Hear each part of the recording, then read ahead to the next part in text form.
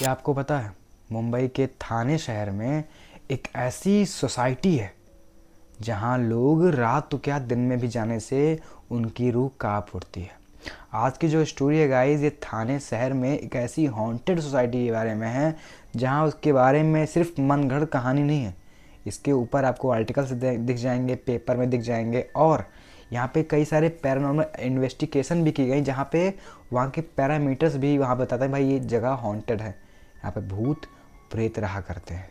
आज की कहानी है गाइज थाने के एक ऐसी हॉन्टेड सोसाइटी के बारे में जहाँ की कहानी, अगर वहाँ के लोकल्स हैं उनको पता होगा, मुंबई में रहने वाले अगर लोग होंगे तो उनको इस कहानी के बारे में ज़रूर कहीं ना कहीं सुना ही होगा। चलिए आज की इस हॉरर स्टोरी को कंटिन्यू करते हैं। उससे पहले अगर आपको ऐसे ही हॉरर स्टोरी सुनना पसंद है तो इस चैनल को सब्सक्राइब भी कर लेना। चलिए इस कहानी को स्टार्ट करते हैं। स्टोरी है शुभम की और उसकी वाइफ मुस्कान की। दोनों बेसिकली से उस नए अपार्टमेंट में जो थाने में स्थित एक बिल्डिंग रहा करती थी उस जगह पर नए शिफ्ट हुए थे। बेसिकली दोनों अच्छी खासी जॉब किया करते थे। उनका बेसिकली ट्रांसफ़र हुआ होता है थाने शहर में, वहाँ पे नए आए होते हैं, उनको इतनी नॉलेज यहाँ के बारे में होती नहीं है, तो वो अपनी जो फ्लैट है वो इसी विंग में, इसी बिल्डिंग में लेते हैं। इनका बेसिकली बिल्डिंग का नंबर होता है 66 विंग। ये चौथे फ्लोर पर रहता है बिल्डिंग। वहाँ पे कई सारी सोसाइटी होती है, मतलब उसी प्रकार के कई सारे बिल्डिंग्स बने हुए हैं। पूरी सोसाइटी ही ऐसी पूरी चल रही थी, मतलब सब कुछ सेम था। वो बस उनका काम डेली होता था वहाँ पर सोने का ही, बिकॉज वो वर्किंग वाले का मतलब डेली काम करने वाले लोग होते हैं, मतलब कि उनकी वाइफ भी वर्क करती है और ख़ुद भी सुबह वर्क करता है, तो इसलिए वो ज़्यादातर बाहर ही रहा करते थे। खाना पीने की बात हो गई तो सब लोग बाहर ही किया करते थे। घर पे आना उनका बस खाली सोने के लिए वो घर आया करते थे। उनको आए हुए कुछ 2-3 दिन ही हुए थे, सब कुछ नॉर्मल था। वो बस कहीं कुछ ना कुछ इंटरेस्टिंग चीज़ें वहाँ पे नोटिस करते थे, जैसे कि बाई चांस जैसे हो गया वो देख रहे हैं कि भाई दिन में तो अच्छी खासी उस बिल्डिंग में बच्चे खेल रहे हैं, घूम रहे हैं, भीड़ है, लेकिन वहीं देखा जाए तो शाम के टाइम जैसे 7 से 8 बजते हैं वहाँ पे पूरा सन्नाटा छा जाता है। उसे कुछ भी चीज़ें अजीब लग रही थी, भाई इतनी जल्दी कौन सो जाता है, वो भी शहर में, क्योंकि भाई बाहर इतनी चहल पहल है बट उस जगह पे उतनी चहल पहल क्यों नहीं दिख रही। लड़के कहाँ गायब हो जा रहे हैं वहाँ के लोग। ये लोग तो ध्यान देते नहीं हैं। 3-4 दिन बढ़िया से ये लोग इंजॉय करते हैं, अपना वर्क करते हैं और शाम को आते हैं लेट। ऐसी चीज़ें वहाँ पे चल रही थी। अब ऐसे कुछ दिन इन लोग का चल रहा था सिंपल सा। एक दिन की बात है जब इनकी वाइफ मुस्कान और शुभम अपना जॉब अप करके वहाँ से बाहर कहीं घूमने के लिए निकल जाते हैं। वहाँ पे उनको आने में काफ़ी लेट हो जाता है, रात के करीब 11 बज जाते हैं। ये अपनी बिल्डिंग में धीरे धीरे सीढ़ियों को चढ़ते हुए जैसे अपने घर के कमरे के बाहर पहुंचते हैं, वहां देखते हैं एक बूढ़ा आदमी बाहर बैठा हुआ, बस जैसे जैसे उसको देख कर लग रहा था वो किसी का वेट कर रहा है, कोई आए और वो उससे मिलना चाहता हो। उसकी वाइफ देखकर चौंक जाती है, बोलती अरे हम लोग के घर के बाहर कौन बैठा है। उसका पति बोलता है तुम यहीं पे रुको, मैं देख के आता हूँ। उसका पति धीरे धीरे बढ़ता हुआ उस बूढ़े आदमी के पास जाता है, पूछता है चाचा आप यहाँ क्या कर रहे हो। तब बूढ़ा आदमी काफ़ी चौंक कर बोलता है बेटा मुझे बहुत प्यास लगी है, मैंने कई दिनों से पानी नहीं पिया है, मेरा गला पानी पीने के बिना सूख रहा है, क्या तुम मुझे एक गिलास पानी पिला दोगे। सोचते हैं हाँ अरे इससे पानी पूछ रहा है भाई, पिलाना कोई दिक्कत नहीं। बोलते ठीक है हाँ पिला दूंगा, आप रुकिए मैं लेके आ रहा हूँ। उसकी वाइफ बुलाता है और कमरा खोल के वो लोग अंदर जाते हैं और उसकी पत्नी को बोलता है कि एक गिलास पानी ले आओ, पानी पीने के लिए बोल रहा है। वो मुस्कान शुभम को पानी का गिलास देती है पानी भरते हुए, और शुभम गेट को जैसे खोल कर देखता है तो बाहर वो आदमी जा चुका होता है। अब उसे लगता है शायद किसी और ने उसको पानी पिला दिया होगा या को भी रहा होगा, चला गया, कोई दिक्कत नहीं, चला गया। अब उस दिन तो भाई आराम से सो जाता है। अब अगले दिन सेम जब वो अपने जॉब अप्स करके दोनों लोग वापस आते हैं, कमरे में लेटे हुए होते हैं, तभी उन्हें रात के करीब 2 बजे के आसपास उनके दरवाजे पर कोई नॉक करता है, टक टक। ये शुभम उठकर जाकर गेट खोलता है तो देखता है बाहर कोई नहीं होता, और फिर गेट को लॉक करता है, वापस आके बेड पे लेट जाता है। बट उस जैसे वो बेड पे बैठता है फिर से कोई नॉक करता है, टक टक।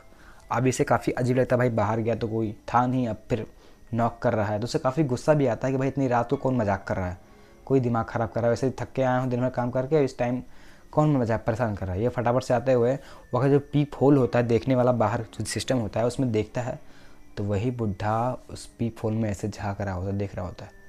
उससे गुस्सा तो काफ़ी तेज़ आ रहा होता है कि भाई ये बुढ़ा रात के समय मुझे क्यों परेशान कर रहा है। भाई नींद हराम करोगे किसी का तो कोई गुस्सा तो हो ही जाएगा ना। ये फटाफट से गेट को तुरंत खोलता है, बट बाहर कोई नहीं रहता।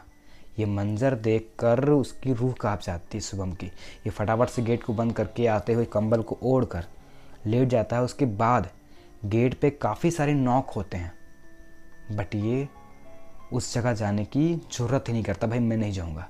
तभी अचानक उसे ऐसा लगता है उसको किसी ने बुलाया है। शुभम वो कंबल को हटाकर जस्ट अपने बगल देखता है तो वही बुढ़ा उसके जस्ट बगल खड़ा हुआ है और उसकी पकड़ फट से उसके गिरबान को ऐसे पकड़ लेता है। बोलता है, तूने मुझे पानी क्यों नहीं पिलाया? तू मुझे पानी नहीं पिलाएगा? मैं कब से गेट को नॉक कर रहा हूँ। अगर तू मुझे पानी नहीं पिलाएगा तो मैं तेरा खून पी जाऊँगा। जैसे ये चीज़ें सुनता है, जैसा लगा शुभम उसकी पूरा शरीर ही किसी जगह फंस गया हो।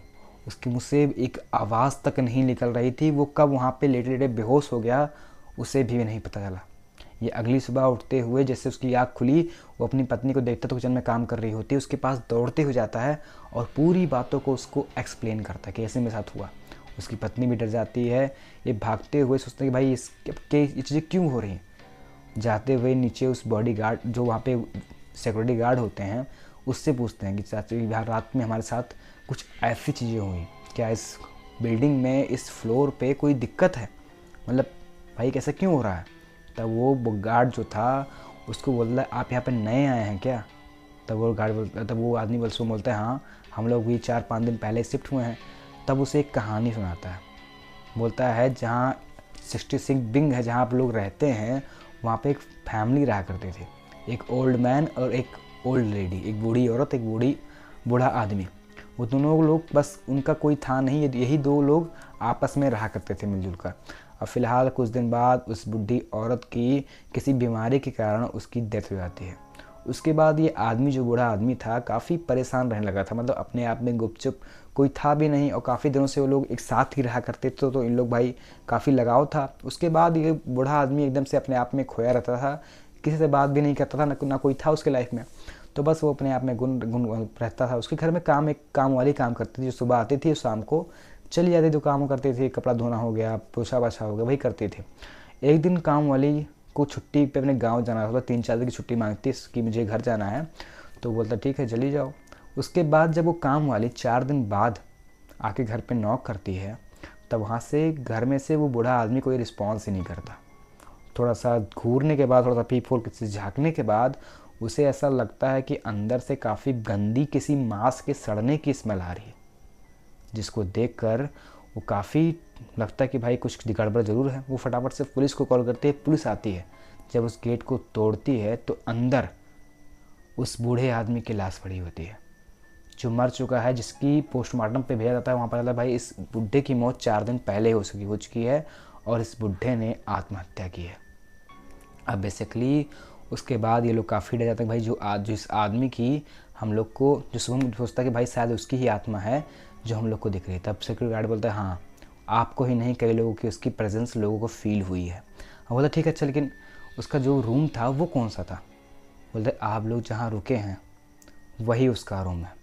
उस पंखे पे जहाँ पे आपकी बेडरूम है उस पंखे पे लटक कर उसने ही सुसाइड किया था। जिसको सुनकर उन लोगों के होश खराब हो जाते हैं। वो तुरंत जाके अपना सामान वगैरह पैक करते हैं और वहाँ से निकल जाते हैं। वहाँ पे कौन ही रहेगा भाई, जहाँ भूतिया पूरा घर ही है तो वहाँ पे रुक के कौन अपनी जान ख़त्म करेगा।